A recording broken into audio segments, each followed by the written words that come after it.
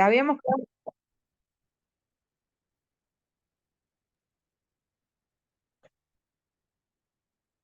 Bueno, Karina, una de las preguntas que había también recién en el chat, que nos decía Abe Alonso, es hace unas semanas atrás hicimos una charla sobre ley de alquileres.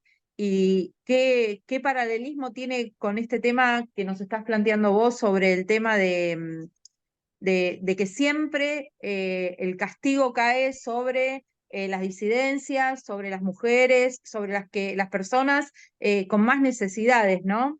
Y en la ley de alquileres veíamos que también, como vos comentabas, las compañeras que tienen que realizar eh, trayectos más largos para ir a trabajar, siempre recae todo este tema sobre esta situación. Sí, obviamente la derogación de la ley de alquileres afecta profundamente a la ciudadanía en su conjunto, pero muy particularmente a las mujeres y a las diversidades, centralmente porque lo que hemos visto es que las mujeres realizan varios viajes en trayectos más cortos y eso tiene que ver con el sostenimiento de las tareas de cuidados, no solamente con la cuestión de las mujeres que ¿se escucha o se cortó? No Veo se que escucha tengo perfecto. el internet inestable. No, pero se escucha perfecto. Perfecto. Eh, Bien, lo que decía es que las mujeres son quienes sostienen mayormente el sostenimiento de las tareas de cuidado. No solamente se desplazan en el subte para realizar sus tareas laborales, sino que además tienen que utilizar varias veces el subte justamente para llevar a los pibes al colegio, para llevar a los pibes a las diferentes tareas y actividades que tienen de forma cotidiana, y eso centralmente la realidad es que todavía lo siguen sosteniendo mayoritariamente las mujeres, por lo cual ven incrementado profundamente el aumento de los costos cotidianos respecto al aumento de la tarifa. Y tiene un vínculo muy directo en relación a la derogación de la ley de alquileres. Hace muy poquito se hizo una encuesta desde el colectivo Ni Una Menos y de la ley de asociaciones de alquileres, de inquilinos. Y ahí lo que se vio es que además las mujeres se endeudan, o sea, se ha incrementado profundamente el endeudamiento de los hogares sostenidos por mujeres para sostener estas tareas cotidianas que tienen que ver con el poder pagar la tarifa del transporte, el poder sostener lo que tiene que ver con la vida cotidiana. Ya ni siquiera estamos hablando de gastos excepcionales. Y la realidad es que además las mujeres muchas veces en los barrios terminan teniendo la posibilidad de acceder a algún tipo de préstamo de forma irregular, por lo cual ahí no hay tasas que regulen, no las hay en la economía en general, pero digo, en estos ámbitos termina siendo mucho más arbitrario la posibilidad de acceder a un préstamo para las mujeres y las diversidades que para el resto de la sociedad, ¿no? Sí, sí. Bueno, Flor ratifica lo que vos decís, dice, las mujeres vamos y venimos de llevar y buscar a los chicos de las actividades. Eh, una pregunta que nos había quedado de antes, que había hecho Nené, es, ¿cuál es el porcentaje de aumento que piden los empresarios del boleto? ¿El boleto cuánto tendría que estar? Ah, bien. Bueno, lo que están planteando ahora es el aumento en 3 tramos. Estaban planteando para abril que el boleto pase a 574 pesos. Para mayo, o sea, bueno, esto obviamente se va a postergar en términos de fecha porque en abril no se pudo consolidar por esto que les explicaba de que no se llevó adelante la audiencia pública, pero el segundo tramo estaba planteado en 667 pesos y por último, el último tramo, que el pasaje de subte termine llegando a 757 pesos. Ese es el parámetro de aumento que están planteando, que en el caso de el primer tramo representa un 150% sobre el valor actual de incremento. O sea, un aumento realmente desmedido que además no tiene ninguna proporción en términos de la calidad del servicio, para nada, ¿no? O sea, porque lo más probable es que no solamente tengan que tomar un subte, sino que además tengan que tomar otros transportes públicos que sean muy difíciles de sostener. Bueno, algo ustedes habrán visto, una realidad que estamos viendo trabajadoras y trabajadores de forma cotidiana, y que también se ha impulsado desde algunas organizaciones, tiene que ver con saltar el molinete, y lo vemos de forma permanente, como la única manera de acceder al subte termina siendo eso, porque realmente no tienen posibilidad de pagar la tarifa actual, ni pensemos a partir del incremento. Todo el tiempo vemos gente que obviamente accede al subte a partir de esa situación porque no tiene posibilidad de costear lo que significa la tarifa real, como también vemos en lo cotidiano, y ustedes también lo visibilizarán así, la cantidad de gente que hoy está durmiendo en el subte en la mayoría de las estaciones, familias enteras, pero realmente se ha incrementado potencialmente la presencia de gente en situación de calle que no tiene obviamente posibilidad de reparo durante el día y que duerme durante el día en las estaciones de subte y que imagino que a la noche obviamente estarán como pueden sosteniéndose en la ciudad. Una ciudad profundamente expulsiva que además, en el caso de la empresa EMOVA, que anteriormente era Metrovías, pero que ahora es la empresa EMOVA, todo el tiempo busca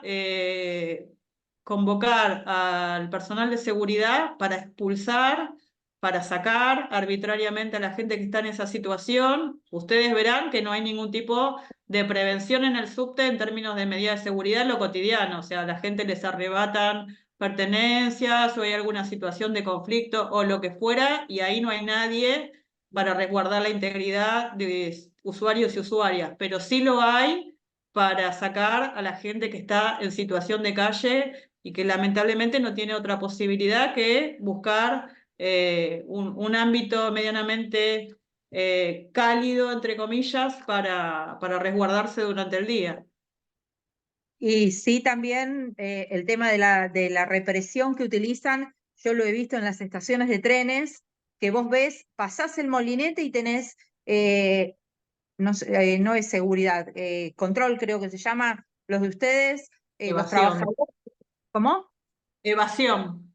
Evasión, los trabajadores del tren y atrás está la policía, que se saltan porque la realidad es que el trabajador no le alcanza para pagar 400 o 500 mangos un transporte de ida y de vuelta y al saltar lo agarran y bueno, es todo, siempre hay muchísimos problemas. José también pregunta en el chat, ¿qué alternativa buscan para no estar tan expuestos a asbestos? No sé, más días de vacaciones, más rotación. Nuestro planteo estaba vinculado a la reducción de la jornada laboral. En la actualidad trabajamos 6 horas, 7 días a la semana, tenemos un franco, o sea, trabajamos 6 días continuos, tenemos un franco, y lo que veníamos planteando es, como forma de mitigar la exposición al asbesto hasta tanto se elimine por completo ese material cancerígeno, es la reducción de la jornada laboral, la jornada semanal centralmente, ¿no? Ese es el planteo que veníamos impulsando y que, bueno, obviamente seguimos sosteniendo, que obviamente en un contexto como el actual se hace mucho más complejo de plantear, pero que, bueno, es nuestra propuesta como colectivo. Ave Alonso nos dice, lo que ustedes están planteando en Cava, uy, se me fue, ay Dios, Dios, es muy visible en las provincias, por lo menos en Mendoza. Los traslados son muy largos, con climas rigurosos, en bicis y con varios pibes que caminan horas y horas. Eh, bueno, Nene nos pregunta que salten los molinetes, ¿les trae algún problema a los trabajadores del subte? No, para nada. Sí, obviamente hablamos mucho con compañeras y compañeros que a veces se toman la atribución o por la misma presión de la patronal terminan intentando limitar la posibilidad de acceso de usuarios y usuarias, y eso es algo que obviamente, o sea, nuestro colectivo, nuestro sector de trabajo no escapa a lo que representa hoy la realidad. Hay un discurso profundamente odiante y estigmatizante desde los medios de comunicación, y hay sectores de nuestro sector de trabajo que terminan a veces legitimando o incorporando esta perspectiva y que obviamente llevamos a la discusión, al debate, a la reflexión. Son trabajadores quienes están ahí de forma permanente con nosotros y con nosotras, quienes ingresan a un subte, no es nuestro rol para nada, y en todo caso es responsabilidad del Estado generar condiciones para que esto no ocurra, ¿no? No de trabajadoras y trabajadores, no es una lucha de trabajadores contra trabajadores, al contrario, y bueno, es avanzar en la perspectiva solidaria en ese sentido, bueno, es una tarea que claramente tenemos que llevar de forma permanente y no legitimar esos discursos. Bueno, Ave Alonso nos dice que hoy viajar en transporte público es un privilegio para los que menos tienen. Flor dice que nos cuenta que empezaron a poner apoyabrazos en los asientos de las estaciones para que no se acuesten a dormir. Más inhumano Exactamente. imposible. Exactamente, en algunas líneas ya empezaron a poner apoyabrazos para que no se puedan acostar y recostar sobre los asientos. Por eso te digo, o sea, y les comento, la verdad que donde no hay recursos, quizá ni para limpieza, ni para la calidad del servicio, termina habiendo recursos para estigmatizar y expulsar, segregar a sectores de nuestra población. O sea, eso es claramente intencional, y lamentablemente es eso, no aparecen recursos preventivos para otras cuestiones o en términos de calidad de servicio, pero sí lo hay para estigmatizar a quienes están pasando por esta situación tan crítica. Delfina Patiño te pregunta la reducción, supongo que de esto de la jornada laboral por el asbesto, ¿de cuánto sería? En nuestro caso veníamos planteando un franco más. Yo les comentaba que las trabajadoras y los trabajadores del subte trabajamos los 365 días del año, los feriados, en una diversidad de horarios que van desde las 5 de la mañana hasta prácticamente la medianoche. Tenemos un solo franco semanal, por lo cual el planteo nuestro tenía que ver con sumar un franco más. Obviamente, a posibilidad de discutir, de pensar la implementación o de generar alguna otra propuesta de reducción de la exposición en términos de lo que tiene que ver con la exposición al asbesto, pero bueno, el planteo nuestro estaba en relación a sumar un franco más. Ok. José Taboada pregunta si el 23 se movilizan con las universidades y el primero con CGT. Sí, por supuesto, vamos a estar acompañando, como lo venimos haciendo, cada uno de los reclamos desde los diferentes sectores. Vemos con mucha preocupación lo que tiene que ver con la situación que está ocurriendo en las universidades públicas.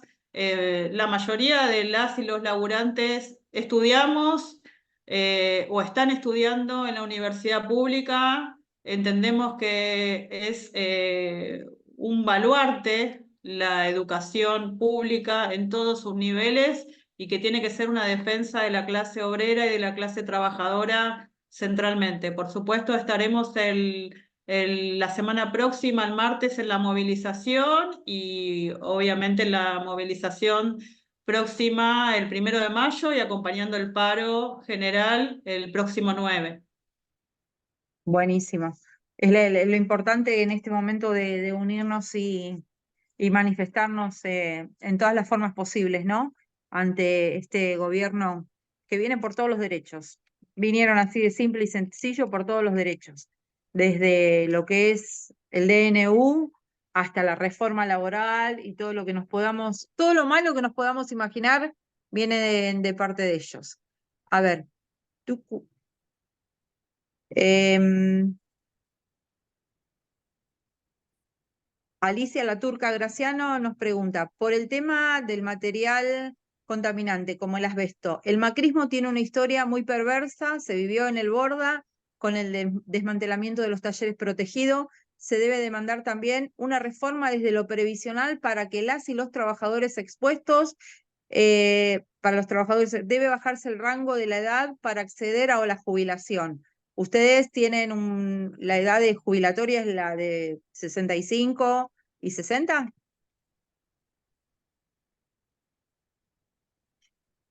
Hola.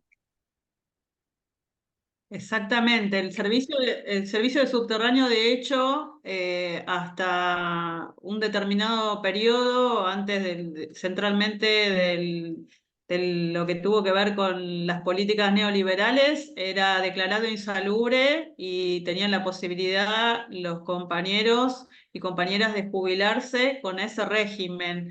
El menemismo lo que hizo fue modificar esta situación y a partir de ese momento, no solamente esta situación, ¿no? Durante el menemismo se llevó adelante la privatización del servicio de subterráneo, cuya concesión durante la primera década la tuvo la empresa Metrovías, que ahora lo tiene la empresa EMOVA, que es continuidad del mismo grupo económico, y que además eso fue en absoluto detrimento de las condiciones de trabajo que se habían conquistado centralmente durante la década del 70 a través de la organización de las comisiones internas. La privatización significó la eliminación de más de la mitad de puestos de trabajo, el aumento de las horas de trabajo de 6 a 8 horas. Bueno, obviamente no se mantuvo más el régimen de insalubridad.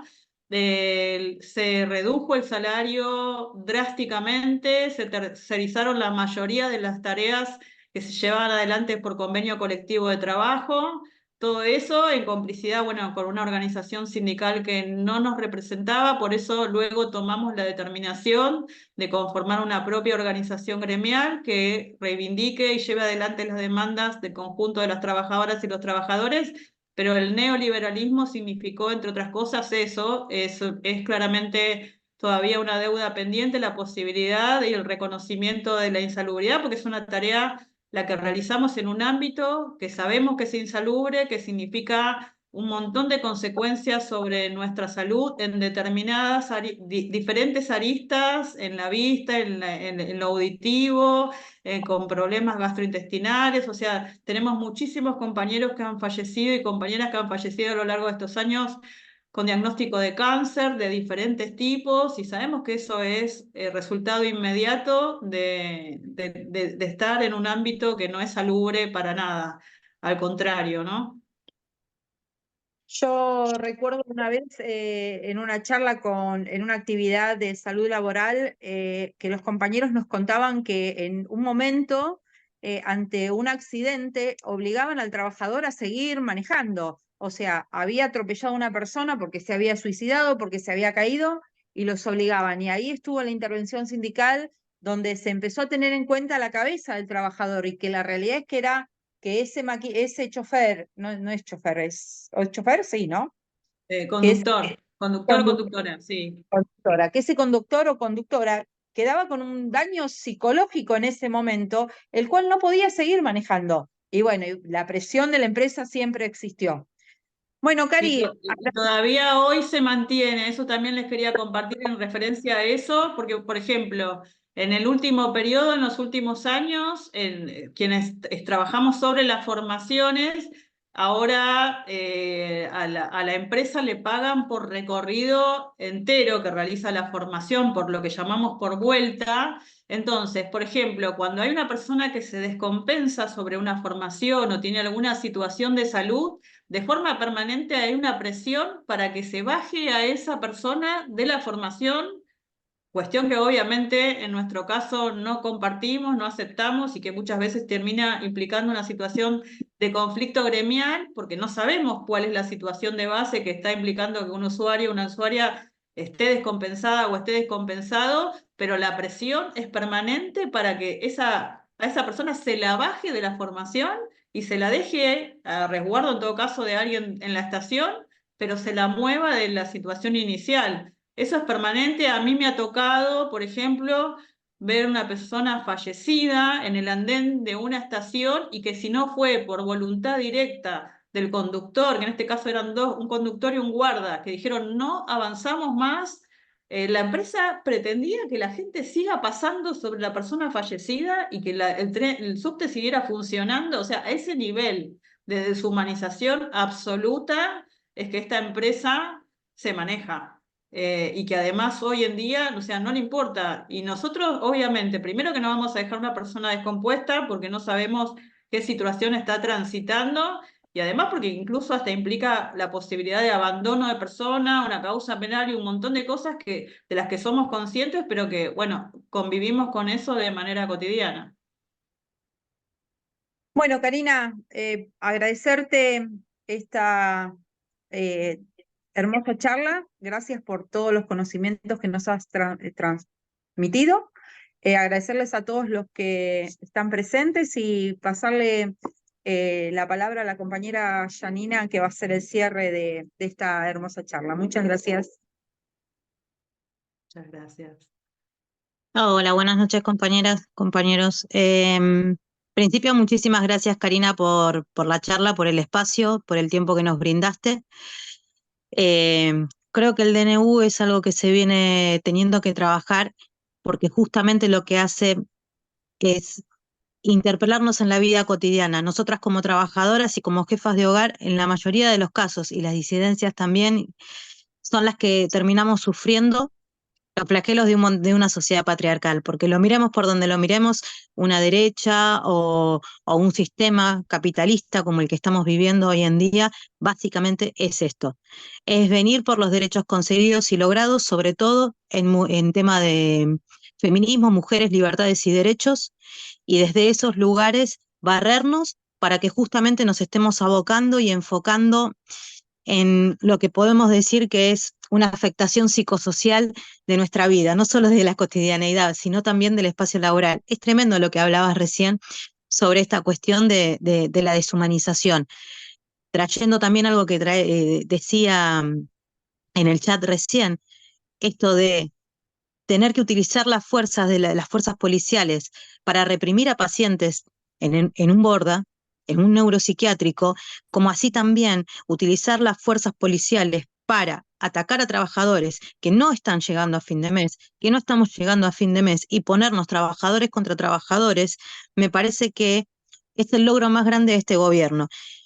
Lo digo lamentándolo, porque lo logran y como sociedad tenemos que pararnos de manos frente a eso. No olvidarnos del movimiento organizado, no olvidarnos que la comunidad organizada justamente es la que nos da las herramientas.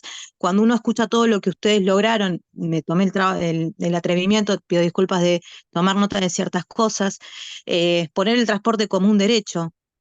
Me parece que es un derecho que tenemos que tenerlo logrado, porque las jefas y jefas de hogar, a veces es muy difícil cuando vos tenés que tener 2 o 3 trabajos, ya no estamos hablando de uno, de tener 2 o 3 trabajos y que al mismo tiempo tenés que llevar a tus hijos y tratar de darle trabajo a una persona que de cuidado y no llegan y no llegás y seguís remando y no llegás. Entonces me parece que tener un gobierno y unos dirigentes políticos que estén a la altura es la mayor autocrítica que le debemos dar a la política en este momento.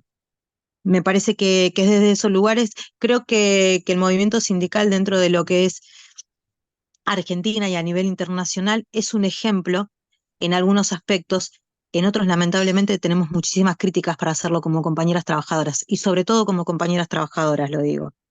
Em, la lucha que tuvieron ustedes desde el asbesto, desde la jornada laboral, desde tener que plantear que una persona descompensada tiene que permitir que uno pueda enfocarse nuevamente en el trabajo, creo que eso es enorme. El poder frenar las tarifas desde las luchas que hacen ustedes y no ponernos a nosotros, trabajadores contra trabajadores, diciendo porque el subte, porque el trabajador del subte, porque está peleando no sé qué cosa, no me deja ir a laburar.